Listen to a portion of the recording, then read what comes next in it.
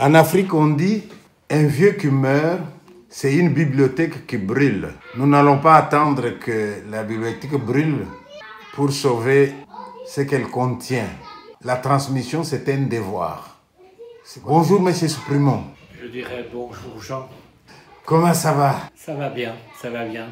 Est-ce que vous pouvez vous présenter brièvement? Eh bien, je suis un jeune idéaliste qui est objecteur de conscience à l'origine et qui, à partir de cet idéal, va vouloir partir dans le tiers-monde pour rencontrer des gens qui ont peut-être besoin d'être aidés. Et voilà, ce sera toute une histoire très longue qui va se créer à partir de cette idée-là.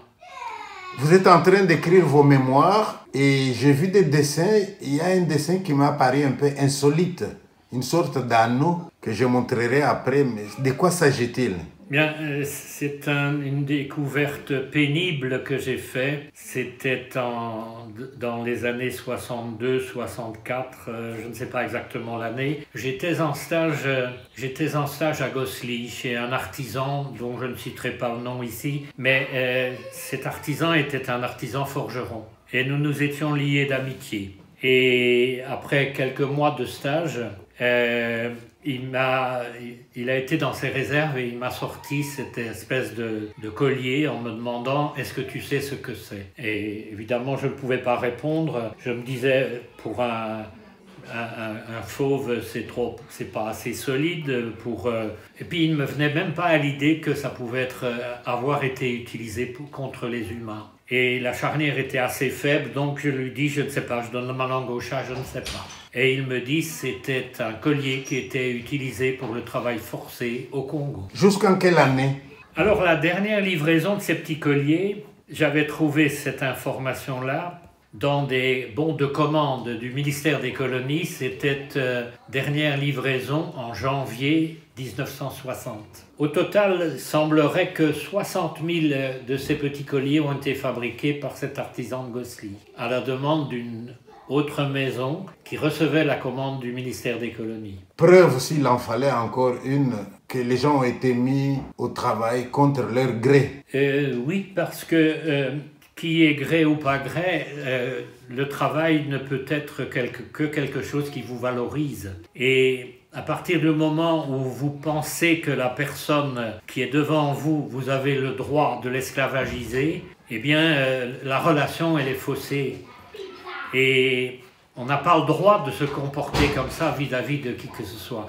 Notre relation à autrui doit être une relation qui nous élève et qui élève les personnes avec qui nous sommes en relation. Et là, ce n'était pas du tout le cas. Et je raconte un peu dans mes mémoires que mon père recevait une famille de colons, le père et les deux enfants, la dame n'était pas là. Et à un moment, papa a posé la question qui fâche. Il a posé la question, mais comment payez-vous votre main-d'œuvre et votre personnel de maison? Et la réponse a été sans aucune gêne. La réponse a été, nous les payons avec les bouteilles vides et les boîtes à conserve vides, et ma femme offre un pagne à son personnel féminin chaque année. Vous savez, ces gens-là n'ont pas de besoin.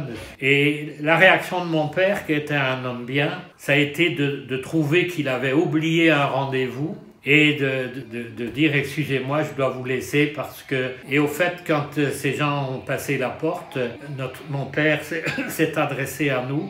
Évidemment, on était un peu fâchés, nous on parlait des lions, des tigres, des girafes, et puis tout d'un coup on doit arrêter d'en parler entre gamins. Et là, il nous dit, après avoir fermé la porte derrière ses visiteurs, il nous dit « Sachez, n'oubliez jamais que tout travail mérite un juste salaire et le respect. » Est-ce que nous pouvons dire que c'est de cette philosophie-là que découle le fait que dans des pays comme l'Australie, vous avez des aborigènes qui sont devenus ivrognes? Même dans les Amériques aussi, vous avez des anciens peaux rouges, comme on disait, qui sont devenus aussi des ivrognes. C'est probablement parce qu'au lieu de leur payer avec de l'argent, on payait parfois avec du whisky. Cette histoire a existé même en Afrique du Sud, même dans certains pays d'Afrique où vous avez un patron, s'il doit par exemple 100 francs à son travailleur, eh bien il va dire voilà, 50, et puis les 25, je vous donne du sel à la place, et les autres 25, je vous donne de l'alcool à la place. Alors que la personne a travaillé pour nourrir sa famille, la personne n'a pas demandé de l'alcool. C'est comme ça que petit à petit, on a formé les gens à boire, à s'enivrer, ils dépensent mal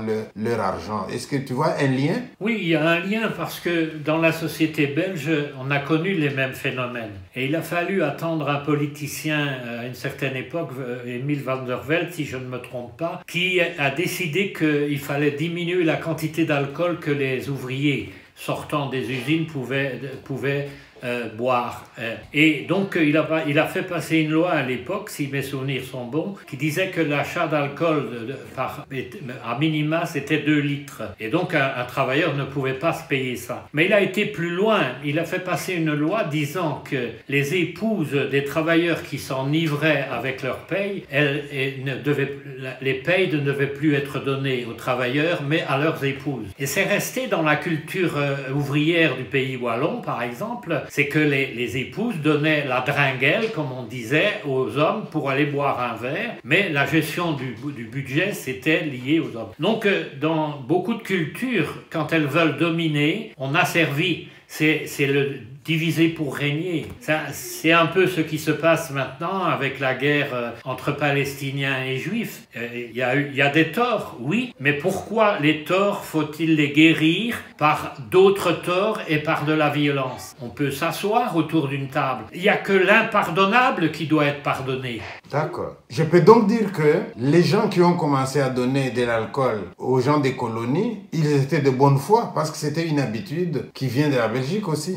Bon, la bonne foi, je ne crois pas à la bonne foi, parce que quand vous êtes dominant, vous avez tendance à vouloir que ceux qui sont sous vos ordres, ou bien sous votre dépendance, qu'ils se déclarent eux-mêmes inférieurs. Et là, c'est là où ça devient grave, parce que non seulement vous les voyez comme des inférieurs, mais vous les faites devenir des inférieurs, par rapport à eux-mêmes, par rapport à l'image et l'estime qu'ils ont d'eux-mêmes. Et le développement n'est possible que quand les gens ont l'estime d'eux-mêmes. Si vous n'avez pas l'estime de vous-même, il n'y a pas de développement possible.